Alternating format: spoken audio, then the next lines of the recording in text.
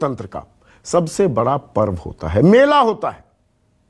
और चुनाव में हार जीत तो लाजमी है, कोई हारेगा कोई जीतेगा, लेकिन जो ये हार जीत होती है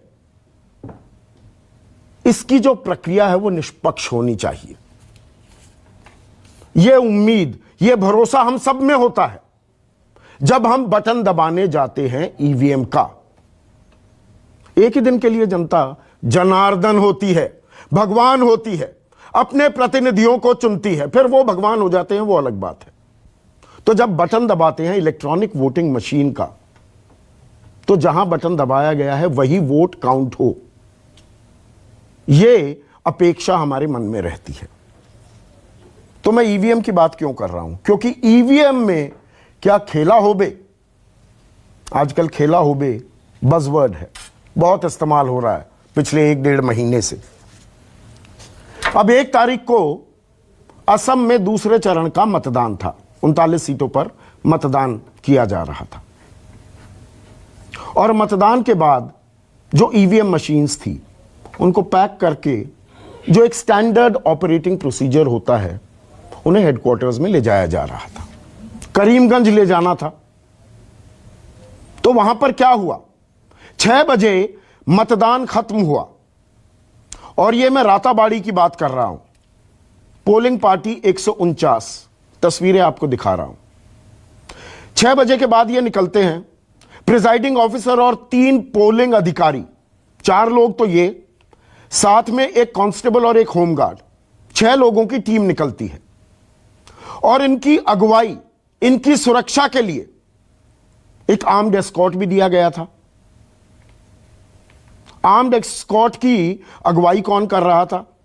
police sector officer Lohit Gohain. तो ये निकले। अब भीड़ बहुत थी और बरसात भी होने लगी, तो कीचड़ हो गया, जाम लग गया।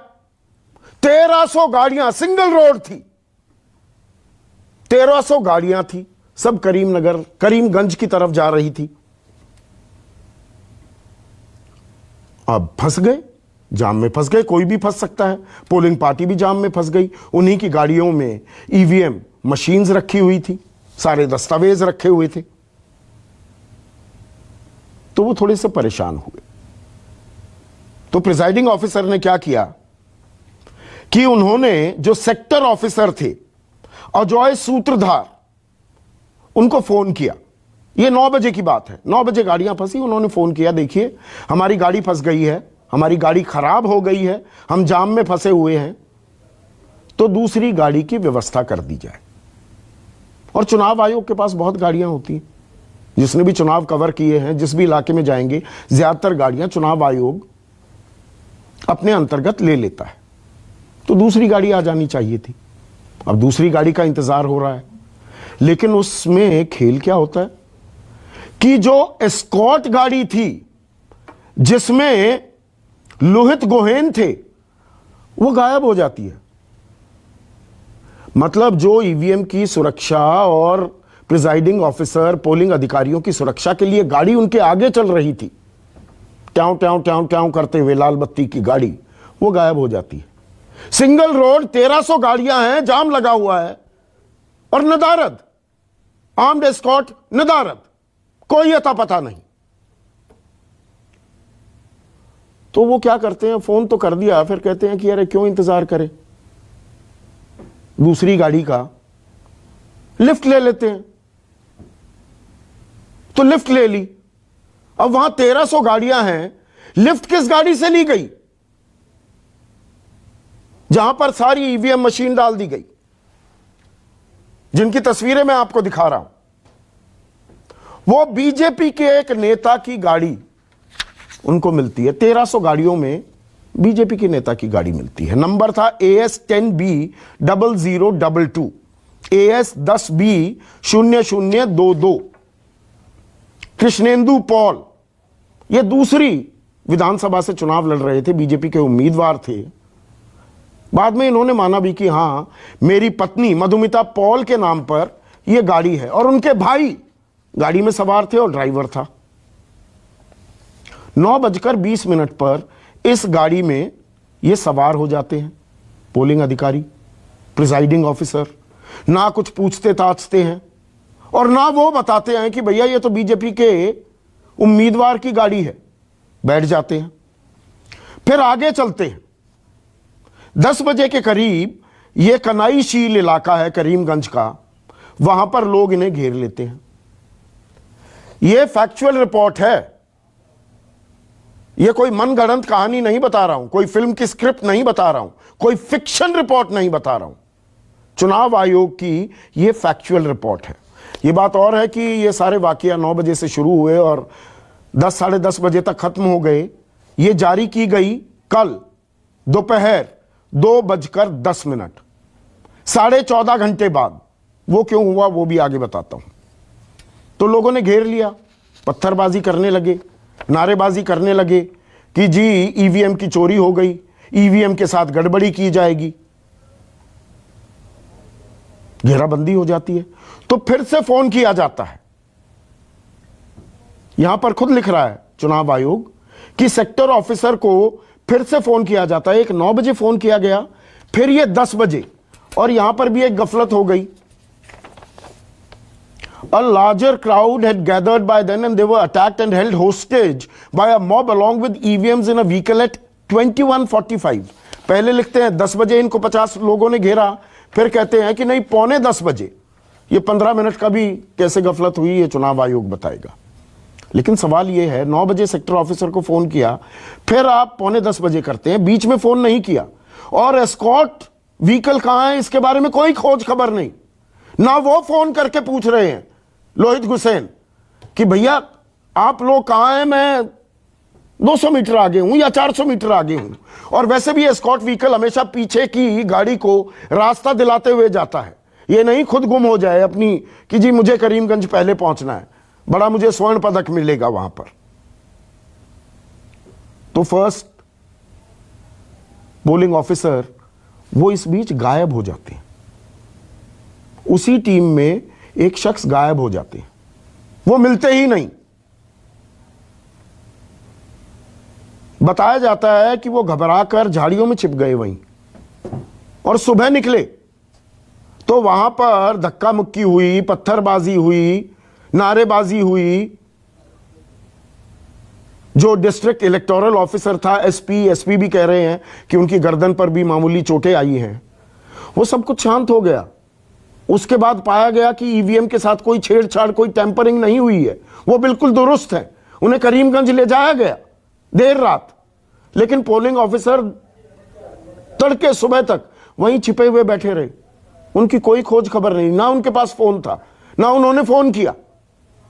और क्योंकि वो नहीं थे तो ये फैक्चुअल रिपोर्ट फाइल करने में देरी हो गई। इसीलिए 12:10 पर यह फैक्चुअल रिपोर्ट दी गई। अब इसमें कई सवाल उठते हैं। गाड़ी खराब हो सकती है, किसी की भी गाड़ी खराब हो सकती है, तो वैकल्पिक व्यवस्था होनी चाहिए। आर्म्ड एस्कॉर्ट कहां चला गया? वैकल्पिक व्यवस्था नहीं हुई तो ऐसी गाड़ी ही मिली जो बीजेपी के विधायक की गाड़ी है। फिर पोलिंग ऑफिसर गायब हो जाता है। तो इसको लेकर बहुत से सवाल उठाए जा रहे हैं और विपक्ष हमलावर है, कांग्रेस हमलावर है। राहुल गांधी ट्वीट करते हैं ईसी की गाड़ी खराब, भाजपा की नीयत खराब, लोकतंत्र की हालत खराब। उधर प्रियंका गांधी ट्वीट करती हैं, कहती हैं क्या स्क्रिप्ट है? चुनाव आयोग की गाड़ी खराब हुई, तभी वहां एक गाड़ी प्रकट हुई, गाड़ी भाजपा के प्रत्याशी की निकली, मासूम चुनाव आयोग उसमें बैठकर सवारी करता रहा।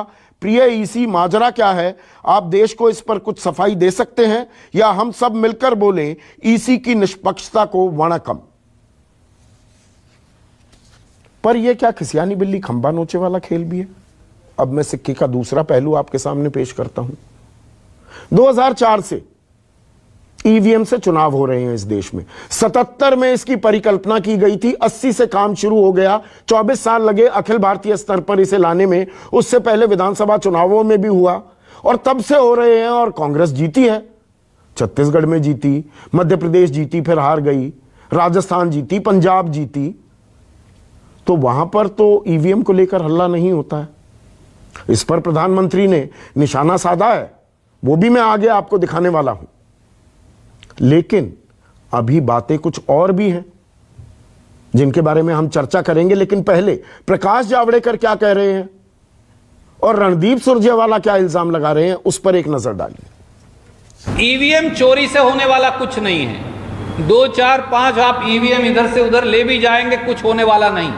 पर यह दिखाता है कि भारतीय चुनाव आयोग जिसकी जवाबदेही और जिम्मेवारी है निष्पक्ष, निर्भीक, फ्री एंड फेयर इलेक्शन करवाने की, क्या वो तो अपनी ड्यूटी में नहीं चूक रहे? क्या वो तो अपनी संवैधानिक कर्तव्य जो है उससे पीठ तो नहीं मोड़ रहे? आज उनकी विश्वसनीयता पर भी, and I am saying it with a sense of responsibility, आज चुनाव आयोग की विश्वसनीयता पर सवाल खड़ा हो गया। जब छत्तीसगढ़ में जीतते हैं, जब पंजाब में जीतते हैं, तब ईवीएम अच्छा है, और पूरे देश में हारते हैं तो वहाँ गड़बड़ है। ये कांग्रेस का और ममता बनर्जी का ये हताशा, निराशा का प्रतीक है, और वो चुनाव के हार को एक नया बहाना ढूंढने की कोशिश कर रहे हैं। पर ईवीएम सवालों के घेरे में फिर से आ गया है। ये लगातार आ रहा है। 2009 में लाल कृष्ण आडवाणी ने ईवीएम पर सवाल उठाए थे और तब एक किताब भी लिखी थी। जीवीएल नरसिम्हा राव अब राज्यसभा सांसद हैं। Democracy at risk, can be trust electronic voting machine. ये तब बीजेपी थी, आज विपक्ष कर रहा है। लेकिन एक और बहुत ही दिलचस्प बयान आपको मैं सुनवाता हूं। शुभेंदु अधिकारी, अब पूरा देश उनको जान गया है। सिपह सालार थे, सबसे बड़े ट्रस्टेड लेफ्टिनेंट थे ममता बनर्जी के। उन्होंने ईवीएम के बारे में एक और खुलासा किया है, वो भी सुनिए। लास्ट पार्लियामेंट इलेक्शन जो इलेक्शन कमीशन की अंडर में होता है, उसमें भी आरामबाग में 2500 वोट में बीजेपी का जो प्रत्याशी था उसका हराया ममता बनर्जी। 16 ईवीएम मशीन को काउंट नहीं की, डीएम को, एसडीओ को प्रेशर करके 2500 वोट से गांधी जीते। पार्लियामेंट इलेक्शन का सीट भी काउंटिंग में धांधली किया। तो 16 ईवीएम मशीनों की गिनती ही नहीं की गई थी 2019 के लोकसभा चुनाव में। शुभेंदु अधिकारी उस वक्त टीएमसी में थे, आज बीजेपी में आ गए, ये खुलासा कर रहे हैं। तो पूरी प्रक्रिया पर गंभीर सवाल उठते हैं और चुनाव आयोग पर भी। और इसी में एक और कड़ी जुड़ी है हिमंता बिस्वा शर्मा को लेकर। बड़े नेता हैं बीजेपी के असम में, और उन पर 48 घंटे का बैन लगाया गया था क्योंकि बोडोलैंड पीपल्स फ्रंट के अध्यक्ष को जेल में डालने की उन्हें धमकी दी गई थी। तो शिकायत की कांग्रेस ने, 48 घंटे का उन पर बैन लगा दिया गया। और कल जो चुनाव प्रचार है, तीसरा और आखिरी चरण असम का, वो खत्म होने वाला है। अब वो आखिरी 24 घंटे में प्रचार कर पाएंगे। इस पर कांग्रेस फिर से हमलावर है। तो ऐसे में आज का सबसे बड़ा सवाल, ईवीएम से खेला होवे और चुनाव आयोग सवालों के घेरे में, वो चुनाव आयोग जो दुनिया भर में जिसकी तूती बोलती है निष्पक्ष चुनाव कराने को लेकर, जिसको क्रेडिट दिया जाता है। चर्चा में मेरे साथ बीजेपी की तरफ से महेश वर्मा, कांग्रेस के राष्ट्रीय प्रवक्ता आलोक शर्मा, मानस जायसवाल हैं, मानव जायसवाल टीएमसी के प्रवक्ता हैं, एलजेपी अहम घटक है मोदी सरकार की, उनके नेशनल वाइस प्रेसिडेंट और मुख्य प्रवक्ता AK वाजपेयी, मेरे सहयोगी सुकेश रंजन, और बेहद खास मेहमान TS कृष्णमूर्ति साहब, देश के चीफ इलेक्शन कमिश्नर रह चुके हैं। और कृष्णमूर्ति साहब, जो ये हुआ है परसों, जो ये खेल हुआ है ईवीएम को लेकर, ये फैक्चुअल रिपोर्ट जो है, ये फैक्चुअल रिपोर्ट है या ये फिक्शन रिपोर्ट दिखती है आपको? सवालों के घेरे में दिखती है या साफ कर दिया है इलेक्शन कमीशन ने जो कुछ हुआ परसों रात को? देखिए, जब पॉलिटिकल पार्टीज को डाउट है तब वो बोलते हैं कि ईवीएम में खराब है, और ये इंसिडेंट में मशीन को एक दूसरा गाड़ी में लेके गए, बहुत गलत है, वो करना नहीं चाहिए था। अगर उनका ट्रांसपोर्ट में प्रॉब्लम है तो दूसरा गाड़ी के लिए डिस्ट्रिक्ट इलेक्शन ऑफिसर से मांगना है, कैंडिडेट का गाड़ी में जाना ठीक नहीं है, वो गलत है। लेकिन इसको इलेक्शन कमीशन में नहीं बोल सकते कि ईवीएम के बारे में नहीं बोल सकते हैं। ये individual negligence of the official उनको सस्पेंड किया है और भी रीऑर्डर कर दिया, रिपोल करने के लिए भी ऑर्डर दे दिया है। सिमिलरली देखिए सुरेंद्र अधिकारी साहब बोलते हैं कि फ्रॉड हुई है, हाँ, इसको इंडिपेंडेंट इंक्वायरी करना है। जब पॉलिटिकल पार्टीज इलेक्शन का हीट में जो कुछ बोलते हैं वो ठीक नहीं हो सकता है, तो इंक्वायर करके डिटेल इंक्वायर करके उसके बाद एक्शन लेना है। सबके का कारण ईवीएम नहीं हो सकता है और इलेक्शन कमीशन ने ब्लेम नहीं जा सकता है, इंडिपेंडेंट इंक्वायरी करके इसके बाद करना है। इलेक्ट्रॉनिक वोटिंग मशीन में कुछ भी गलत नहीं है, इसमें सफिशिएंट नहीं, इलेक्ट्रॉनिक वोटिंग मशीन में कुछ भी गलत नहीं है, पर यहां पर यह खेल हो रहा है क्या, जैसे बूथ कैप्चरिंग पहले होती थी, ईवीएम में तो नहीं है, पर ईवीएम को अगर आप लूट लेते हो, ये लूट हुई थी क्या? 1300 गाड़ियां जाम में फंसी हुई हैं, उसमें से वही गाड़ी मिलती है जो बीजेपी के एक उम्मीदवार की गाड़ी है। एस्कॉर्ट व्हीकल गायब हो जाता है, उसका पता नहीं लगता, पोलिंग ऑफिसर नीचे झाड़ियों में छिपा रह जाता है पूरी रात। ये एडअप करते हैं क्या कृष्णमूर्ति साहब? देखिए इसमें कुछ शक नहीं है, एक गलती किया है, रॉन्ग है, should not have been done. जो कुछ किया है वो ठीक नहीं है, इसीलिए हमने बोलते हैं रीपोल करना है। ऐसा सर्कमस्टेंसेस में रीपोल करना जरूरत है, वो इलेक्शन कमीशन के ऑर्डर कर दिया रीपोल करने के लिए। और आप बोलते हैं कि इलेक्शन कमीशन बायस हो गया, नहीं तो इलेक्ट्रॉनिक वोटिंग। देखिए मिजोरम में एक दफा बॉयकॉट किया था पॉलिटिकल पार्टी, एक पॉलिटिकल पार्टी, काउंटिंग का समय में वो आके मशीन को तोड़ा है, तोड़ के बोल रहे इलेक्शन रिजल्ट अनाउंस नहीं कर सकता है। लेकिन मैं चीफ इलेक्शन कमिश्नर था, वो सबको लेके दिल्ली में इंडिपेंडेंट विटनेस के सामने और पॉलिटिकल पार्टीज के सामने इसको रिजल्ट अनाउंस किया। इससे कुछ गलत होने के लिए ह्यूमन एरर आ सकता है, मशीन में एरर नहीं हो सकता है, यही मेरा व्यू पॉइंट है। नहीं, ये बात आपकी वाजिब है कृष्णमूर्ति साहब, पर सवाल ये उठेंगे ना, रात को 9 बजे 10 बजे कोई चीज होती है, फैक्चुअल रिपोर्ट भी आती है 12:10 पर, मतलब अगर पोलिंग ऑफिसर छिपा हुआ भी है, ये भी मान लेता हूं मैं, तो क्या चुनाव आयोग के लोग थोड़ा उसे ढूंढने निकले थे? वो रिपोर्ट तो आ सकती थी ना सर, वो रिपोर्ट नहीं आती है। फिर साथ में ये हिमंता बिस्वा शर्मा वाला प्रकरण भी जुड़ जाता है, ये एपिसोड 48 घंटे के लिए बैन होता है, वो हाई कोर्ट भी जाते हैं, गुवाहाटी हाई कोर्ट, और दोपहर में वो बैन 48 घंटे की जगह 24 घंटे कर दिया जाता है। ये तो सूट करता है ना हिमंता बिस्वा शर्मा को। तो विपक्ष आरोप लगाएगा कि चुनाव आयोग पर दबाव है बीजेपी का।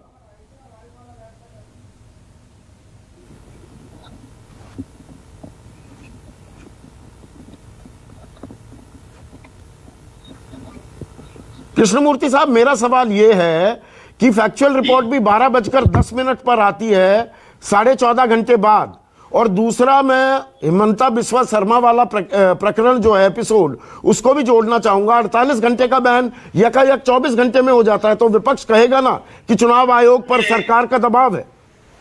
सुनिए, मैं इलेक्शन कमीशन में 2005 में रिटायर हुआ जी। एक क्यों कारण से किया है मुझे पता नहीं है, उस कारण देखना पड़ेगा। क्यों उसको टाइम लिमिट को रिड्यूस किया मुझे पता नहीं है। अगर कारण नहीं है तो वो भी गलत है, लेकिन कारण को देखना पड़ेगा। क्या कारण दिया है वो देख, ऑर्डर को देख के उसके बाद कोर्ट में चैलेंज जेल में डालने की धमकी दी गई है बीपीएफ के अध्यक्ष को, उसी के चलते 48 घंटे का बैन लगा। आप पॉलिटिकल पार्टी व्यू पॉइंट से एक बात करते हैं, लेकिन कोर्ट में उसको प्रूव करना है। अगर प्रूव करेगा तो इलेक्शन कमीशन गलती आई तो उनको एक्शन लेना ही पड़ेगा। कोर्ट तक जाते जाते तो चुनावी नतीजों की घोषणा भी हो जाती है। इसको जवाब नहीं दे सकता हूं। ठीक है सर, आपने वक्त निकाला, बहुत बहुत शुक्रिया। लेकिन महेश वर्मा, ईवीएम से खेला होबे?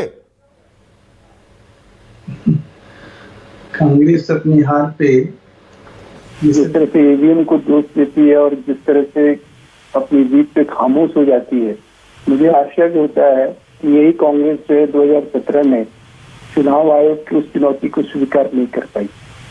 सवाल है कि इस ईवीएम में जिसको ये कहा जा रहा है कि गाड़ी में लेके, और एक हमारे विधायक की गाड़ी है उसमें इसको डाला गया और डाल के उस ईवीएम के जरिए जो हम चुनाव जीतने की कोशिश कर रहे हैं। ये लोकतंत्र पे कितना बड़ा हमला है। और एकदम से ऐसे सोशल मीडिया पे प्रियंका जी, राहुल जी और तमाम नहीं, 1300 गाड़ियों में आप ही के विधायक की गाड़ी मिली चुनाव आयोग के अधिकारियों को। सर मैं कह रहा हूं कि वो जो कुछ भी हुआ वो प्रोटोकॉल का उल्लंघन है। चुनाव आयोग ने उस पर स्पष्टता के साथ अपनी बातों को रखी भी है, उसमें वो जांच का विषय है। 2018 में मध्य प्रदेश में आपके मंत्री थे भूपेंद्र सिंह, उनकी निजी बस में भी ईवीएम मिली थी।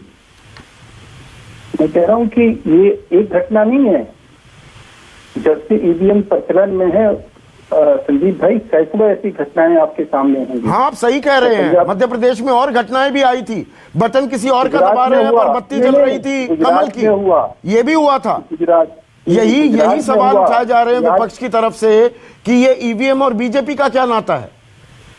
सवाल यह है कि 2014 से पहले 10 साल जो राज किया कांग्रेस ने, जो आपने कहा, क्या वो ईवीएम मशीन उसमें शामिल नहीं था?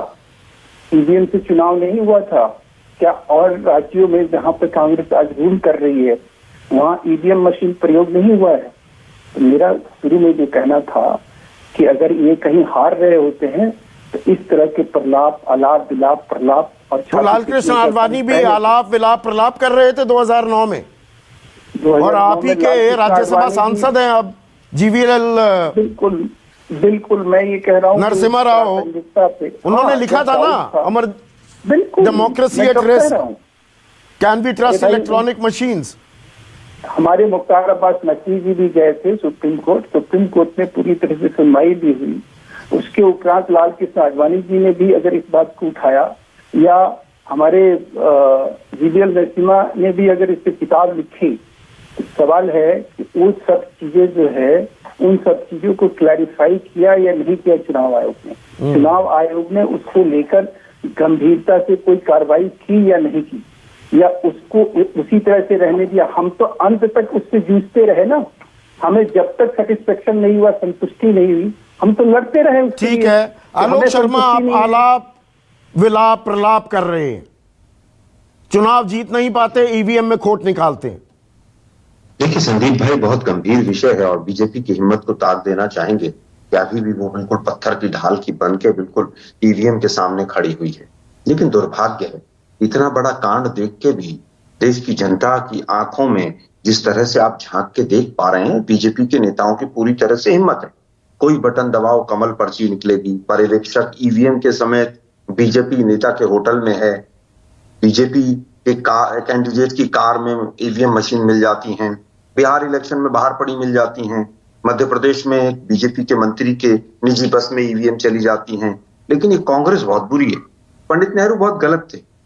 मतलब समझ नहीं आ रहा है, बीजेपी को मानसिक दिवालिया हो गए हैं लोग। स्ट्रॉन्ग रूम में डिब्रूगढ़ में कोई 2004 का चुनाव जीत जाते हैं, 2009 का आप चुनाव जीतते हैं, पंजाब जीतते हैं, छत्तीसगढ़ जीतते हैं, राजस्थान जीतते हैं, मध्य प्रदेश जीतते हैं, तब आपको याद नहीं आता कि ईवीएम में गड़बड़ी हो गई। जिस दिन संदीप भाई, जिस दिन मध्य प्रदेश, राजस्थान, छत्तीसगढ़ जीते थे हम, उस दिन ये सवाल पूछा गया था राहुल गांधी जी से। उस दिन भी हमने यही स्टैंड लिया था कि ईवीएम के ऊपर आज भी सवाल बरकरार हैं और इलेक्शन कमीशन को इनको सिद्ध करना होगा। आज आप देखिए कि किस तरह से ईवीएम का पंडित दीनदयाल उपाध्याय ईवीएम ढोला जो योजना चल रही है ढुलाई की, ये बड़ी दुर्भाग्यपूर्ण है। और ये सारा का सारा बीजेपी के साथ ही क्यों होता? किसी की दूसरे कैंडिडेट की गाड़ी में नहीं मिलता कुछ भी, कहीं दूसरी पर्ची नहीं निकलती, सब बीजेपी का ही होता है। बीजेपी के अलावा हर अगस्त 2009 में आलोक शर्मा, अगस्त 2009 में इलेक्शन कमीशन के सामने यही शिकायत गई थी। उन्होंने डेमोन्स्ट्रेशन की तैयारी की, 10 राज्यों में इस्तेमाल की गई, 100 ईवीएम मशीनों को रखा गया, डेमोन्स्ट्रेशन की गई, जिन्होंने भी सवाल उठाए थे, एक भी आदमी कोई गड़बड़ी नहीं निकाल पाया था। देखिए, मुझे लगता है कि डेमोन्स्ट्रेशन करेगा तो क्या इलेक्शन कमीशन गड़बड़ी निकलने देगा क्या? तब भी वहां पर चूक छोड़ देगा क्या? इलेक्शन कमीशन को इतना बावला समझते हैं हम लोग। आप हैक करने का, जो हैकर से हैक नहीं कर पाए ना, बात नहीं है संदीप भाई। आपके नेता लंदन में एक सेमिनार में पिछली रो में बैठे हुए दिखाई देते हैं। आप हैकिंग के आरोप कभी प्रूव कर पाए? प्रूव करिए ना, प्रत्यक्ष का प्रमाण दीजिए ना। संदीप भाई, ये प्रमाण, इतने प्रमाण पड़े हुए हैं पूरे बिखरे हुए, ये समझ नहीं आ रहे प्रमाण। 22 विधानसभाओं की ईवीएम सील कर दी बिहार हाईकोर्ट ने, पटना हाईकोर्ट ने। इससे भी बड़ा कोई प्रमाण हो सकता? अब तो वीवीपैट भी आ रहा है, मिलान कर लीजिए। 2019 की वीवीपैट की पर्चियों के कोई मिलान नहीं हुआ अभी तक। इलेक्शन कमीशन की वेबसाइट पे काउंटिंग पूरी नहीं है। किस कैंडिडेट को और नोटा को कितने वोट मिले उनका मिलान पूरा नहीं है। ये इलेक्शन कमीशन पूरी तरह से भाजपा की कठपुतली बन गया है। 2017 में उत्तराखंड के 2 विधानसभाओं के आज तक केस चल रहे हैं। आज 6 महीने बाद दूसरा चुनाव आ जाएगा। आप देखिए कितना दुर्भाग्य है। आपने बहुत अच्छा स्टोरी पूरी बताई है इलेक्शन कमीशन की, लेकिन अभी तक किसी को नहीं पता चला पूरे देश में कि जो गाड़ी खराब हुई थी वो कौन सी, वो कहां चली गई, वो किसके नाम पर रजिस्टर्ड थी। अभी तक किसी को नहीं पता चला उस गाड़ी का नंबर क्या था। जिन लोगों ने उस गाड़ी को घेरा उनके खिलाफ एफआईआर कर दी, और जिन लोगों ने कुकर्म किया, जो चोरी कर रहे थे वोटों की, उनके खिलाफ एफआईआर नहीं हुई। नहीं, पर ये चोरी कहां रुक रही है? मानव जायसवाल, मुझे ये बताइए, आप ही के पुराने दिग्गज नेता बीजेपी में आ गए हैं, वो आराम बाग का जिक्र कर रहे हैं 2019 का, कि खेला तो ईवीएम में ममता बनर्जी ने भी किया। 16 ईवीएम मशीनों की गिनती ही नहीं होने दी, जिसकी लाठी उसकी भैंस हो रही है क्या? सर आपको नमस्कार सर, मैं काफी इंस्पायर्ड हूं सर आपसे। काफी बार आपको मौका मिला है टीवी पे देखने का सर, आज मैं आपके साथ हूं, बहुत सौभाग्य है मेरा। और सर सारे पैनलिस्टों को भी मेरा नमस्कार और पूरे देश को नमस्कार। सर पहली बात सर जो मैं बोलना चाहता था, मैंने काफी देर से सुना हमारे गुरुजन को, लेकिन सर 2 चीज मैं जानना चाहता हूं सर, कि सर जब भी ईवीएम की बात आती है, ऐसा क्या है हमारे देश में कि भाई हम जहां पे हर आधुनिकरण की बात करते हैं, आत्मनिर्भरता की बात करते हैं, लेकिन ईवीएम की छोटी छोटी ग्लिचेसों को हम ठीक नहीं कर पा रहे हैं। पहली बात सर मैं बताना चाहता हूँ, हमारे काफी सारे ईवीएम मशीन जो 2 चरणों में इलेक्शन हुए हैं, बहुत बार सुबह सुबह पाया गया काफी ईवीएम मशीन काम नहीं कर रहे थे। दूसरी बार कुछ एक छोटी प्रॉब्लम सर, बैटरी काम नहीं कर रही थी। एक जगह ऐसा पाया गया कि वोट पड़ रहा है, टीएमसी को जा रहा है। सवाल मैंने क्या पूछा, सवाल मानव मैंने क्या पूछा था? आराम बाग में खेल किया ममता बनर्जी ने, शुभेंदु अधिकारी सीधा आरोप लगा रहे हैं 2019 के चुनाव में 16 ईवीएम की गिनती नहीं होने दी और इसीलिए बीजेपी का उम्मीदवार हारा वहां से। सर उन्होंने 2-3 चीजें और बोली सर, वो कहीं झारग्राम और पुरुलिया की भी बात कर रहे थे, जहां वो साक्षात मैंने वहां खड़े थे और उनके सामने सब चीज हो रहा था, और शायद वो क्राइम कर रहे थे। जो उन्होंने बोला है उनकी बातों से ये पता चला है कि शायद वो कोई क्रिमिनल एक्टिविटीज कर रहे थे, और हमने इलेक्शन कमीशन को बोला है कि उसके ऊपर संज्ञान ले। सर वो तो एक्सेप्ट कर रहे हैं कि वो चोरी कर रहे थे, और ये बहुत ही घिनौना काम है सर। तो ममता ने चोरी की 2019 में, शुभेंदु अधिकारी के आरोप सही है क्या? सर शुभेंदु अधिकारी सर आज तो बीजेपी में जाके वो चाहते हैं कि हमारे ऊपर एलिगेशन दे, लेकिन ये बात तो सिद्ध हो रहा है कि भाई वो चोरी कर रहे थे, उन्होंने एक्सेप्ट किया है। तो मैं चाहता हूं कि सर आपके माध्यम से भी इलेक्शन कमीशन जाए, उनसे पूछे कि और कानूनी कार्रवाई हो उनकी। और सर अगर ऐसे आदमी को अगर टिकट मिल रही है बीजेपी से, तो बीजेपी की मानसिकता दिखा रही है। और सर उन्होंने एक बात और बोली, मानसिकता बीजेपी की दिखा रही है, टीएमसी की दिखा रही है कि खेल सब करते हैं, जिसको मौका लगेगा वो चौका लगाएगा। नहीं खेल ये हो रहा है क्या? उसके खिलाफ है सर, हम उसके खिलाफ हैं। और सर हमने बोला है कि 2014 में शुभेंदु अधिकारी ने बोला कहीं भाषण में कि 2014 से वो अमित शाह जी से मिलते थे, 2014 से उनका मोदी जी से परिचय था। तो क्या 2019 तक वो क्या कुछ ऐसा षड्यंत्र रच रहे थे कि हम लोगों को राजनीति में मिलना जुलना होता रहता है।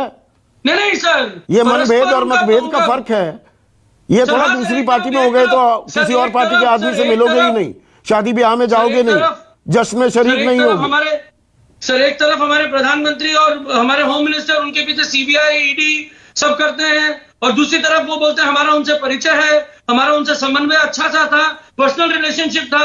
और 2019 में उन्होंने कोई बात नहीं करी, लेकिन 2021 में जब वो बीजेपी पर डुबकी मार गए तब उनको याद आया। लेकिन सर इसी की बात, ये क्या खेल हो रहा है? एक वाजपेयी, देखिए जो मैंने शुरुआती संबोधन किया, सबसे बड़ा मेला, सबसे बड़ा पर्व उत्सव होता है चुनाव, और इसी दिन जनता दरअसल जनार्दन होती है।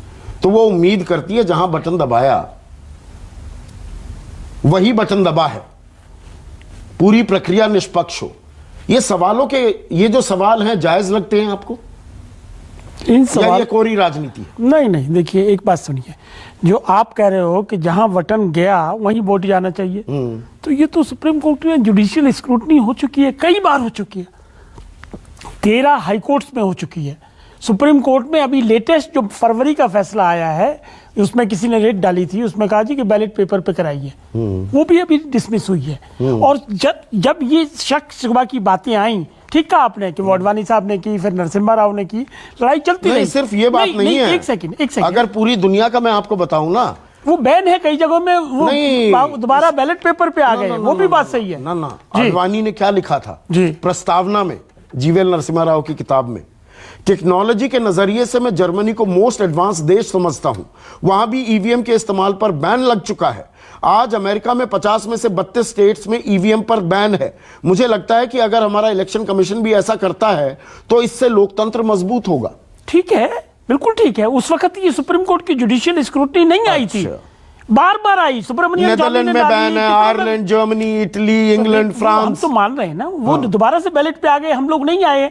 हमारे यहाँ देखो ना, लास्ट अटेम्प्ट क्या किया सुप्रीम कोर्ट ने कि भाई वीवीपैट आप ये मतलब गाड़ी के अंदर ईवीएम मिल रही है, बस में मिल रही है। इतना डिटेल में आपने अभी रिपोर्ट पढ़ के बताई है इलेक्शन कमीशन की, और उसके बाद रिपोर्ट है, फिक्शन रिपोर्ट है। फिक्शन कैसे हो जाएगी? फैक्चुअल है। अगर पूरी स्पॉट का पता नहीं कहां चला गया, 1300 गाड़ियां, पोलिंग ऑफिसर झाड़ियों में छिपा रहा, 1300 गाड़ियों में गाड़ी मिली, बीजेपी विधायक की गाड़ी। सुन तो लो, 1300 गाड़ियां, कीचड़, बारिश, अच्छा। और फिर ऊपर से लोगों का अटैक। क्या सिचुएशन रही होगी रात के वक्त, ये भी तो सोचो। तो बाद में हुआ। अच्छा, और अब आप कह रहे हो कि बीजेपी की गाड़ी थी, बीजेपी का झंडा लगा था क्या उसमें? ये तो बाद में रिपोर्ट आई और उसने एडमिट किया कि भाई हमें मेरी गाड़ी की वाइफ के नाम है।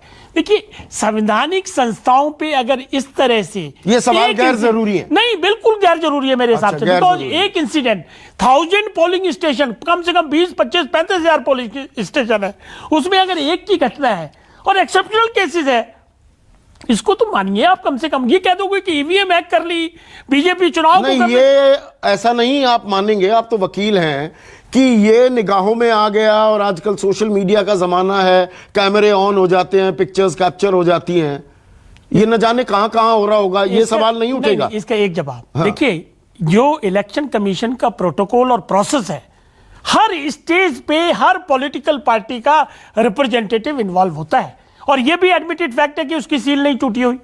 उन मशीनों की जो गाड़ी में शिफ्ट होके आई, ये रिकॉर्ड में आ गया कि तो गाड़ी की पहचान ली गई, घेराव हो गया। नहीं होता तो पता नहीं क्या क्या होता। मैंने कल भी एक किसी चैनल पर ये काल्पनिक सवाल मैंने ये कही थी, मैंने कहा देखो ये नॉन इंटेंशनल ह्यूमन मिस्टेक है। अच्छा। और उसके लिए डिसिप्लिनरी एक्शन होता है। सरकारी एम्प्लॉई है, उसके खिलाफ क्या होगा? भाई आपने मिसकंडक्ट किया है, you have not followed the protocol. Officer के खिलाफ कोई कार्रवाई नहीं, सबके खिलाफ कार्रवाई की गई। नहीं तो सेक्टर ऑफिसर के होगी, उसके खिलाफ भी होगी। Let the inquiry report come on record. जैसे ही रिकॉर्ड आएगी, प्रॉपर एक्शन। चुनाव हो चुका होगा, हम तब तक खेला हो चुका नहीं, होगा। कोई खेला नहीं है। 4 मशीनों से खेला होता है क्या? खेला जनता करेगी, खेला जनता करती है। लेकिन गंभीर विषय यह है, संवैधानिक संस्थाओं पे ये कांग्रेस पार्टी जिन्होंने 70 साल राज किया, 60 साल राज किया, हर वक्त आवाज उठाएंगी।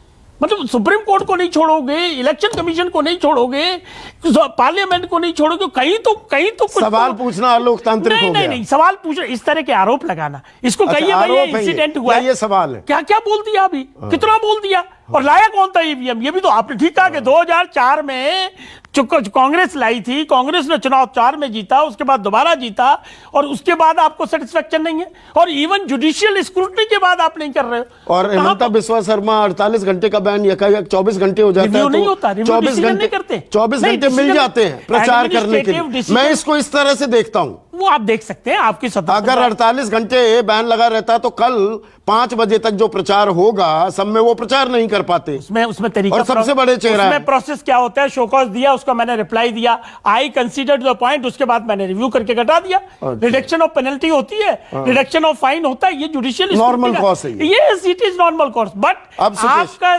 तरीका क्या है देखने का, वो कांग्रेस देख रही है। सुकेश, आपने तमाम तरह के चुनाव देखे हैं।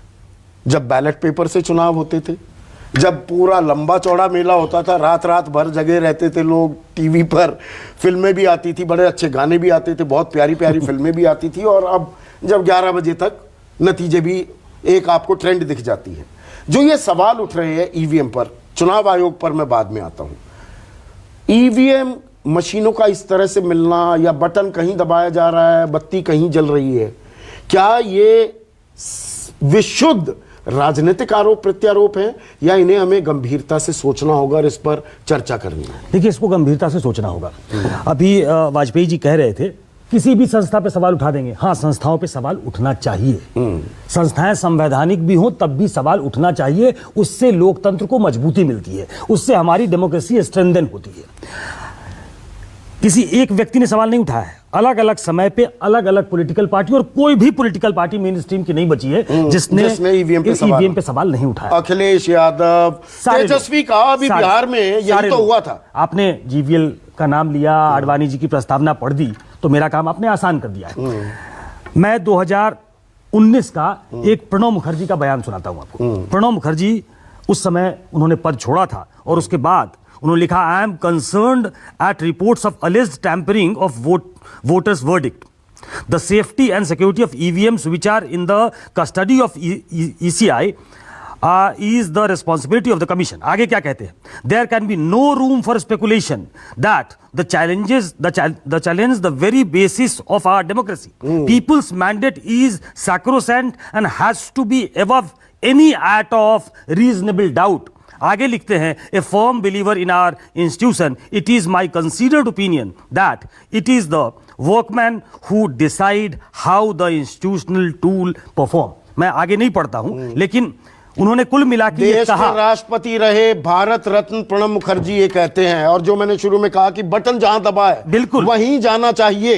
ये हम उस भरोसे से अपने मत का इजहार करते हैं। आप जैसे उस भरोसे को तोड़ते हैं, हाँ। आप उस पूरी संस्था को वीकन करते हैं, और वो रेस्टोर हो उसके अंदर वो कॉन्फिडेंस, ये बड़ा डिफिकल्ट हो जाता है। हाँ। ऐसे में जब एक बार वो हिल जाता है। इसका एक दूसरा पक्ष ये भी है कि जब आप इसको इस तरीके से कमजोर करते हो, हर दिन सवाल उठाते हो। आपने कहा मध्य प्रदेश जीत गई कांग्रेस, छत्तीसगढ़ जीत गई, टीएमसी पिछला चुनाव जीती, आम आदमी पार्टी जीती, और 21-22 दल जाकर राष्ट्रपति से मिले थे कि इसको देखिए आप। 2019 की बात है। आप जीतते हैं, उसके बाद भी सवाल उठाते हैं। अब उससे होता क्या है कि क्या हम वापस हो जाएं? ये एक बार बार सवाल उठता है। आपने कहा कि आपने पुराना जमाना भी देखा है। हाँ, उस समय हम स्टूडेंट थे। मेरे पिताजी ने एक बार कहा कि वोट डालने गए तो वहां जो लोग थे उन्होंने कहा कि सर आपका वोट तो ढल गया। तो मेरे फादर का वोट डल गया था, वो बूथ कैंसिल हो गया। तो जब री-वोटिंग हुई तो वही लोग जो कह रहे थे कि आपका वोट डल गया, वो हमारे घर पे आए कि सर वोट डालने नहीं चलेंगे। तो पहले वोटों की चोरी ऐसे होती थी। उससे बेहतर एक व्यवस्था आई। कोई भी व्यवस्था आप बनाएंगे उसमें कुछ लूप होल, सवालों के घेरे में पर वो व्यवस्था नहीं होनी चाहिए। एक भी वोट, उन सवालों के जवाब दिए जाने चाहिए। एक भी वोटर अगर वो समझता है कि हमारे वोट की चोरी हुई है, हमने जो वोट दिया शायद उसको वोट नहीं पड़ा है, उसे ये जानने का लोकतांत्रिक अधिकार है। उसे कन्विंस्ड होना चाहिए, उसे कॉन्फिडेंट होना चाहिए कि हमारे वोटरों के साथ छेड़छाड़ नहीं हुई। और ऐसे में चुनाव आयोग, जो पूर्व राष्ट्रपति भारत रत्न प्रणब मुखर्जी ने भी लिखा है कि कस्टोडियन कौन है, इस पूरी व्यवस्था का रखवाला कौन है? चुनाव आयोग। और मैंने कहा शुरू में भी कि पूरी दुनिया में डंका बजा है हमारे चुनाव आयोग का कि इतने बड़े लोकतंत्र, दुनिया के सबसे बड़े लोकतंत्र में निष्पक्ष चुनाव कैसे कराता है हमारा चुनाव आयोग। इसकी तारीफ की गई। पर चुनाव आयोग अब क्या सवालों के घेरे में आ रहा है? और खास मैं ये हेमंता बिस्वा शर्मा वाला ही उदाहरण लेना चाहूंगा। 48 घंटे का किसी पर बैन लगता है, वो यकायक 24 घंटे हो जाता है। ये संयोगी है या ये एक प्रोसीजर है? जी, आपने अपील की, उन्होंने रिविजिट की अपनी डिसीजन। जब बहुत सारे संयोग एक साथ होने लगते हैं ना, फिर वो शक पैदा करते हैं। जब ऐसे संयोग बार बार होने लगे कि गाड़ी जिसमें ईवीएम मिलती है वो बीजेपी की पत्नी के नाम रजिस्टर्ड है, जब ऐसे फैसले होते हैं कि 48 घंटे आपको उससे बाहर रखा गया प्रोसेस से कि आप कैंपेन नहीं कर सकते, और उसको घटा के 24 घंटे कर दिया गया, बिल्कुल ठीक है, कल आखिरी दिन है प्रचार का। बिल्कुल। हाँ। तो ऐसे में सवाल उठेंगे। देखिए, सवाल इलेक्शन कमीशन पे उठेंगे, उसका जवाब इलेक्शन कमीशन को देना है, लेकिन क्या वो अपने जवाब से संतुष्ट कर पाता है?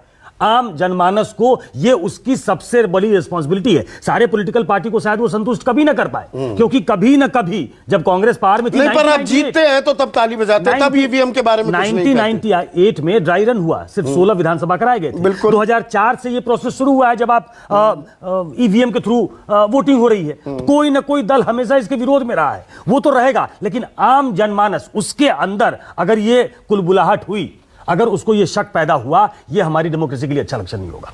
तो हम सबसे बड़े लोकतंत्र हैं दुनिया के, और मैंने जो कहा मैं उस पर अभी भी कायम हूं कि ये सबसे बड़ा पर्व, सबसे बड़ा उत्सव मेला होता है चुनाव। और चुनाव में उस दिन के लिए हम जनार्दन होते हैं, हम भगवान होते हैं, बटन दबाते हैं, अपने प्रतिनिधियों को चुनते हैं। तो जो ये प्रक्रिया है वो निष्पक्ष हो, इसमें कोई छेड़छाड़ ना हो, इसकी जिम्मेदारी चुनाव आयोग की है। और चुनाव आयोग को हर सवाल जो भी उठते हैं उनका पूरा जवाब देना चाहिए। शको शुबा की गुंजाइश नहीं होनी चाहिए, वरना हमारा लोकतंत्र ही कमजोर होता है। नमस्कार। सबसे बड़ा सवाल presented by Patanjali biscuit, associate sponsor Kajaria, India's number 1 tile company, Asian Paints tractors spark economy emulsion, Servokon, India's number 1 servo voltage stabilizer, रखे सब कंट्रोल में।